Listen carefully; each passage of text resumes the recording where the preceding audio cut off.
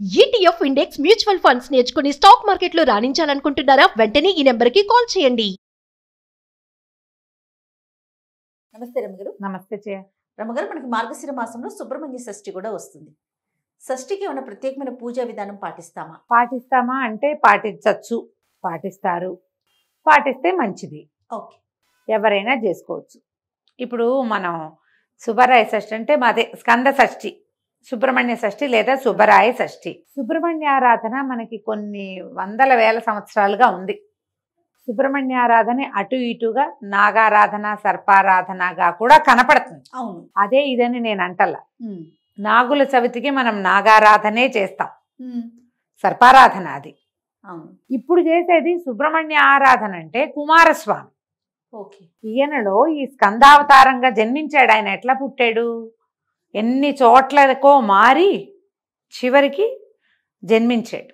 ఆయనని పూజిస్తే గనక ఈ సంతానలేమి, తర్వాత కుజదోషము అలాంటివి సాటిస్ఫై అవుతాయి. అంటే వివాహం జరగటం కావచ్చు సంతానం చాలా ప్రధానంగా సంతాన సాఫల్యానికి సుబ్రహ్మణ్యుడు పెట్టింది పేరు. ఆ రోజు ఆయన జన్మించిన రోజు కాబట్టి, అంతే కదా, ఆవిర్భవించింది రోజు కాబట్టి ఈ రోజుని చేసుకుంటారు విశేషంగా. మనకంటే ఏంటంటే తమిళనాడు అంతా కూడా స్కందారాధన విశేషంగా, సుబ్రహ్మణ్యారాధన చాలా విశేషంగా కనపడుతుంది. ఆర్పడే వీడు అని చెప్తారు. ఈ షణ్ముఖుల తాలూకు 6 క్షేత్రాల్లోనూ చాలా విశేషంగా చేస్తారు. క్షేత్రాలే కాకుండా ఎక్కడెక్కడ సుబ్రహ్మణ్య ప్రతిష్ఠ ఉన్నా అక్కడ తప్పకుండా ఆరాధన విశేషంగా జరుగుతుంది. మనం చేసుకోవచ్చు ఇంట్లో. అవకాశం ఉంటే ఏ దేవాలయానికైనా వెళ్ళి అభిషేకాలు అవి అద్భుతంగా చేస్తారు. అభిషేకం చేస్తారు, అర్చన చేస్తారు, హోమం జరుగుతుంది. ఏది కుదిరితే అందులో పాల్గొనవచ్చు. అందులో పంచుకుంటే మనకి సమస్యలు తీరుతాయి. సాధారణంగా సుబ్రహ్మణ్య ఆరాధన ఇంకొక విషయం చెప్తారు, విద్యాభ్యాసానికి కూడా సుబ్రహ్మణ్యానికి చెప్తారు. కొన్ని ప్రత్యేక నక్షత్రాల వాళ్ళు, ఈ కృత్తికా నక్షత్రంలోనూ దాంట్లోనూ పుట్టిన వాళ్ళు, కృత్తిక అందులో పుట్టిన వాళ్ళు, కొంతమంది పిల్లలకి చదువు ఏదో సమస్యలో పడుతుంది, ఒక దాంట్లో సమస్య, దాన్ని తీసి ఇంకొక దాంట్లో వేసాం, ఇది కూడా గుంటపూలు పూస్తూ ఉంటుంది, ఒక్కొక్కసారి అవుతుంది అట్లా. అలాంటప్పుడు మీరు సుబ్రహ్మణ్య ఆరాధన చేస్తే ఒకటి కృత్తికా నక్షత్రం నాడు సుబ్రహ్మణ్య అభిషేకం కానీ, లేదా పిల్లల జన్మ నక్షత్రం నాడు సుబ్రహ్మణ్య అభిషేకం కానీ చెయ్యొచ్చు. ఇవి చాలా ఉపయోగపడతాయి. ఇప్పుడు మన ఇంటి చుట్టుపక్కల ఎక్కడైనా ఉంటే వెళ్ళొచ్చు. మనమే సుబ్రహ్మణ్య ఆరాధన ఇంట్లో చేసుకోవాలి అంటే సుబ్రహ్మణ్య అష్టకం చదువుకోండి. ఏదైనా ప్రతిమా విశేషం మన దగ్గర ఫోటోనో ఏదో ఉంటే తెల్లని పువ్వులతో అర్చన మంచిది. షష్ఠి నాడు సంతానం లేని వాళ్ళు తప్పకుండా సుబ్రహ్మణ్య ఆరాధన చేయాలి. తరచుగా మిస్క్యారేజెస్ అయినా, లేకపోతే ఏదో ట్రై చేస్తున్నాము అది సక్సెస్ అవుతుందా లేదా అన్న భయం ఒకటి ఉంటుంది కదా, అది చివరి దాకా సక్సెస్ అయినందా లేదా ఆ టెన్షన్ ఉంటుందిగా. అలాంటి వాళ్ళు కూడా సుబ్రహ్మణ్య ఆరాధన చేసుకోవచ్చు. హైరాణ పడి ఎక్కడికో వెళ్ళొద్దు. దగ్గరలో ఎక్కడైనా దేవాలయం ఉంటే వెళ్ళి దర్శనం చేసుకోండి, తీర్థం ప్రసాదం తీసుకోండి. ఏదైనా అర్చనకు అవకాశం ఉంటే కాసిన డబ్బులు కట్టి ఆ అర్చనో, అభిషేకము, హోమంలోనో ఎందులోనో పంచుకోండి. అభిషేకాలు వాటిలలో మనం చేసేది ఏముండదు, అభిషేకం చేస్తుంటారు, చూస్తూ ఉంటాం, ప్రసాదం పుచ్చుకోండి. ఇది చాలా మంచిది. ఎందుకంటే ఈ సుబ్రహ్మణ్యుడు ప్రత్యేకమైన జన్మ కలిగిన వాడు. వాళ్ళిద్దరు అన్నదమ్ములు కదా, వినాయకుడు, సుబ్రహ్మణ్యుడు. అయితే ఈ వినాయకుడి జన్మ ఎట్లా జరిగింది? అమ్మవారే తల్లి ఒక సున్నిపిండితోటి ఒక బొమ్మను చేసి ప్రాణం పోసింది. తర్వాత తండ్రి గారు వచ్చి శిరస్సు ఖండించిన మళ్ళీ ఆవిడ బతికించుకుంది. ఈ అనేది ఇది. అయితే ఈ శివపార్వతులు ఇద్దరికి వివాహం ఎందుకు జరిగింది? అసలు సతీదేవిగా ఉన్నప్పుడు సంతానం కలగల. తర్వాత సతీ వియోగం సంభవించిన తర్వాత తారకాసురుడు అనే ఒక రాక్షసుడు పుట్టాడు. ఈ తారకాసురుడు వాడు శివ సంతానం చేత మాత్రమే మరణం వచ్చేలాగా ఏర్పరచుకున్నాడు. వరం అట్లాంటిది ఉంది. ఇప్పుడు శివ సంభూతుడైన వాడే తప్పిస్తే ఇంకొకడు ఇవన్నీ చంపలేడు. ఇప్పుడు శివుడేమో విరాగిగా ఉండి ఆయన తపస్సు చేసుకుంటున్నాడు, సతీదేవి లేదు.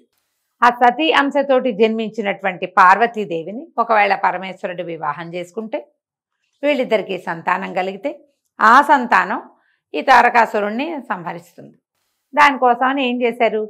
పార్వతీదేవిని రోజు శివుడి దగ్గరికి వెళ్ళేలాగా హిమవంతుడిని ప్రేరేపించి ఏర్పరిచారు. ఈవిడ వెళ్తోంది, ఆయన చూస్తున్నాడు, మాట్లాడు. వైరాగ్యం నుంచి బయటికి రాల. ఈయన వైరాగ్యం పోగొట్టాలంటే మన్మధుడిని ప్రవేశపెట్టారు. ఆ మన్మధుడు బాణం వేసి బాణాలు వేసి కొట్టేశాడు. మన్మధుడు కొట్టిన తర్వాతే ఆయనకి తెలిసింది తన మనసు చెలించిందని. ఓకే. ఈ ఎదురుగుండా కనపడిన బాలిక మీద తన మనసు నిలిచిందని ఆయనకు తెలిసే వీడెవడో నన్ను కొట్టాడని ఆ కొట్టిన వాడిని కాల్చేశాడు. ఆయన మూడో కన్ను తెచ్చాడు. కోపంతో చూశాడు, కాల్చటం కాదది. మూడో కన్ను ఆ కోపం వచ్చేసరికల్లా మూడో కన్ను తెరుచుకుంది. అందులోంచి వచ్చిన అగ్నితోటి మన్మధుడు దగ్ధమైపోయాడు. కానీ మన్మధుడు వేసిన బాణాలు పనిచేసినాయి. పార్వతీదేవి మీద కూడా పనిచేసినాయి. ఆమె కూడా శివుడి విరహాన్ని తట్టుకోలేకపోయింది. ఎలాగైనా పరమేశ్వరుణ్ణి సాధించాలని ఆమె తపస్సుకి వెళ్ళింది. ఈయన విరాగిగా ఉన్నాడు కానీ అప్పటికి మనసు మారిపోయింది. ఈయన ఇక్కడి నుంచి వెళ్ళిపోయాడు. హిమాలయాల నుంచి మళ్ళీ కైలాసం వైపుకి ఇంకా కొంచెం పైకి ప్రయాణం చేశాడు. తర్వాత సప్తర్షులందరూ కలుసుకుని ఈ హిమవంతుడి పుత్రికని సతీయంశతోటే జన్మించింది కాబట్టి ఆమెను వివాహం చేసుకోమని స్వామిని ఒప్పించి ఆమె తపస్సుకి వెళ్ళిందని ఆ తపస్సుని మళ్ళీ మాన్పించి వీరిద్దరికీ వివాహం చేశారు. వివాహం అయిన తర్వాత ఈవిడేమో అమ్మవారి అంశతో జన్మించింది. ఆయనేమో పరమేశ్వరుడు, జగత్ప్రళయకారకుడు, జగన్నియామకుడు. అయితే కొన్ని వందల సంవత్సరాలు భార్యాభర్త క్రీడించినా కూడా సంతాన సాఫల్యం జరగలేదు. కానీ ఆ శివతేజం విడుదలయ్యే సమయానికి అప్పుడు ఏమనుకున్నారంటే ఈమె ఆదిపరాశక్తి కావటం, ఆయనేమో ఆది పురుషుడు కావటం, వీళ్ళ వల్ల కలిగేటువంటి సంతానం ఇంక ఎట్లా ఉంటుందో, ఇలాగ జరగకూడదు, ఇవి ఆమె వల్ల కలగకూడదు, ఈ సంతానం ఇలా కలగకూడదని భావించి దేవతలు ఏం చేశారంటే ఈ మైథునాన్ని భగ్నం చేశారు. వారిద్దరిని పూర్తిగా కలుసుకొనివ్వాల. ఈ అప్పటికే విడుదలైన శివతేజం భూపతనం అయిపోయింది, కిందకు వచ్చేసింది. ఆవిడకి పిచ్చి కోపం వచ్చింది. నేను భరించవలసిన వీర్యాన్ని నేను గర్భధారణ జరగాల్సి వచ్చింది, దాన్ని మీరు చెడగొట్టారు కాబట్టి మీకు ఎవరికి సంతానం లేకుండా పోతుందని దేవతల్ని శపించింది. అయితే ఈ కిందకి వస్తున్నటువంటి శివవీర్యాన్ని ఎవరు దీన్ని భరిస్తారు?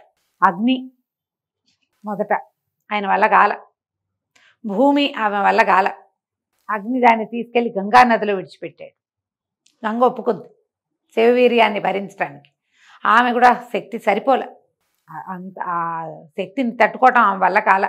అది తీసుకెళ్ళి రెల్లు పొదల్లో విడిచిపెట్టింది. మొదట అగ్ని, భూమి, గంగ, రెల్లు పొదలు 4 చోట్లకు వచ్చాడు. అక్కడ శిశువుగా రూపాంతరం చెందాడు ఆయన. అక్కడ శిశువు వస్తే అప్పుడు ఏం చేశారు దేవతలు? కృత్తికలని నియమించి అప్పుడే పుట్టిన శిశువుకి పాలివ్వమని వాళ్ళకి క్షీరం మీరు ఇవ్వాలని కృత్తికలకి చెప్పారు. కృత్తికలు 6. ఈ 6 కృత్తికల దగ్గర పాలు తాగటం కోసం 6 ముఖాల వాడయ్యాడట ఈయన. అందుకని షణ్ముఖుడు. ఇలా పుట్టిన సంతానాన్ని ఎప్పుడైతే ఈయన బాలిక స్వరూపంలో కనపడ్డాడో పార్వతీదేవికి అప్పచెప్పారు. ఆవిడ సంతానాన్ని స్వీకరించింది కానీ గర్భధారణ జరగలేదన్న కోపాన్ని ఆవిడ అణుచుకోలేకే దేవతల్ని అలా శపించి భూదేవిని నీకందరూ భర్తలే, నువ్వు నా భర్తది నువ్వు ఎట్లా తీసుకున్నావు, నువ్వు ఎందుకు ఒప్పుకున్నావు కాబట్టి నీకందరూ భర్తలేనంది. అందుకని ప్రతిరాజు భూమికి భర్తే, భూభర్త అంటారు రాజుని. అవును. అప్పుడు ఆవిడ కూడా విష్ణువు దగ్గర నుంచి వరం పొంది భూమి కూడా అందరూ భర్తలే అంటే నా విష్ణు పృథివీపతి అంటారు.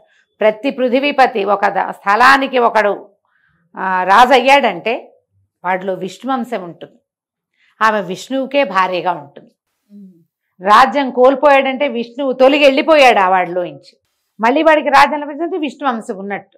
ఆమె ఆ వరం పొంది ఉంచుకుంది. భూదేవికి ఏమో అందరూ భర్తలేనని శపించి ఈ సర్వదహకుడికి అవుతావు నువ్వని అగ్నిని శపించింది. నీలో ఏది పడితే దాన్ని కాల్చేస్తావు నువ్వు, సర్వదాహకుడు అయిపోమని అగ్నిని శపించింది. అవన్నీ వాళ్ళకి ఉపయోగపడ్డాయి. ఈ వరాలని శాపాలన్నీ వరాలే అయినాయి వాళ్ళకి.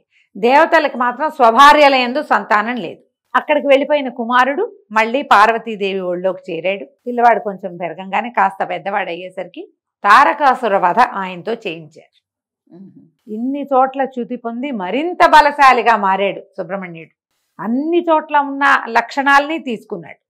ఒకడు పరమేశ్వర తేజం ప్రధానమైనది, అత్యద్భుతమైంది, బలవత్తరమైనది అయిన పరమేశ్వర తేజం అగ్నియందు, భూమియందు, గంగానది యందు, రెల్లు పొద ఇన్ని చోట్లకి మారినా కూడా ఆయన దేనికోసం బయటకు వచ్చాడో ఆ పని పూర్తి చేశాడు. అందుకని ఇలా గర్భస్రావాలు అయిపోయే వాళ్ళు, సంతాన సాఫల్యం లేని వాళ్ళందరూ కూడా ఈ స్కందోత్పత్తిని చదువుకుని స్కందుడికి పూజ చేసుకుంటే అప్పుడు సంతాన సాఫల్యం కలుగుతుంది అని చెప్తారు. సంవత్సరం అంతా ఏదో చేసుకున్నాం అనుకోండి, ఏదో రకంగా దేవాలయాలకి వాటికి వెళ్తారు.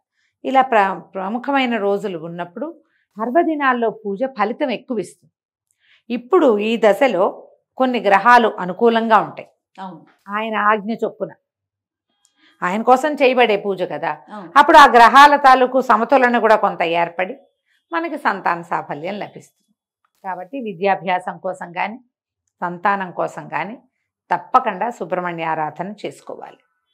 మేము ఈ అవకాశాన్ని బట్టి చేసుకోండి. తెల్లటి పువ్వులు మంచివి. సుబ్రహ్మణ్య అష్టోత్తరం చదువుకోవచ్చు, షోడశోపచారాలు చేసి అష్టోత్తరం చదువుకోవచ్చు. సుబ్రహ్మణ్య అష్టకం చదువుకుంటే ఎంతో బాగుంటుంది.